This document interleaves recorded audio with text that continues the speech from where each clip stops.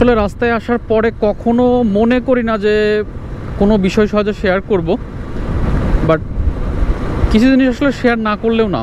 এই যে সামনে দেখতে পাচ্ছেন, এইগুলো আসলে কি জানেন, এইগুলো যখন হাইওয়েতে বিভিন্ন রকম ড্রাম ট্রাকগুলা মাটি নিয়ে যায়, সেটা ইটভাটার হোক বা অন্য কোনো জায়গার হোক, এই মাটিগুলো অতিরিক্ত নেওয়ার ফলে হয় কি, মাটিগুলো বিভিন্ন জায়গায় পড়তে থাকে।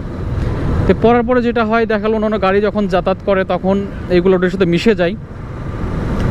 বাট এইগুলো যেহেতু এখন শীতের সময় সকালে কি পরিমাণ রিস্কি হতে পারে সেটা আমাদের কল্পনার বাইরে।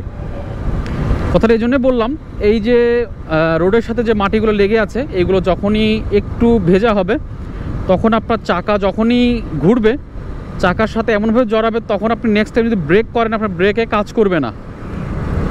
কারণ মাটি বা কাদা যেটাই বলি আমরা বাইকের চাকার সাথে লাগার সঙ্গে সঙ্গে কিন্তু যখন আপনি চাকাটা চলনশীল থাকবে বা চলমান থাকবে, তখন কিন্তু ব্রেক করলে পরে চাকার সাথে হচ্ছে আপনার রোডের কোনো সম্পর্ক থাকবে না।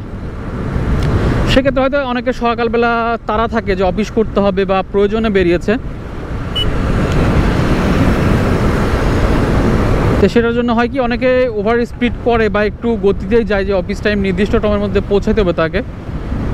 তো দেখা হলো অতিরিক্ত গতি থাকার কারণে যদি সে ব্রেক করে, তার কিন্তু ব্রেকে কাজ করবে না, সেক্ষেত্রে কিন্তু দুর্ঘটনা ঘটার ঝুঁকি অনেক বেশি থাকে।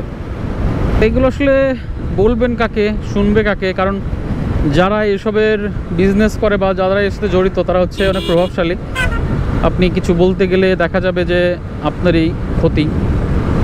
কারণ কথাগুলো এই জন্য বললাম, আমি রোড চলতে যে যদি কখনো দেখি কোনো ভ্যান চালক বা অন্য কোনো যান চলাচল যারা করে, যান চালকরা যদি ভুল করে, ট্রাই করি যে যেটা সঠিক সেটা তাকে বলার জন্য বা বোঝানোর জন্য। এই জন্য অনেকে রাস্তায় আমি চলতে যেয়ে আমাকে অনেকে গালি শুনতে হয়েছে,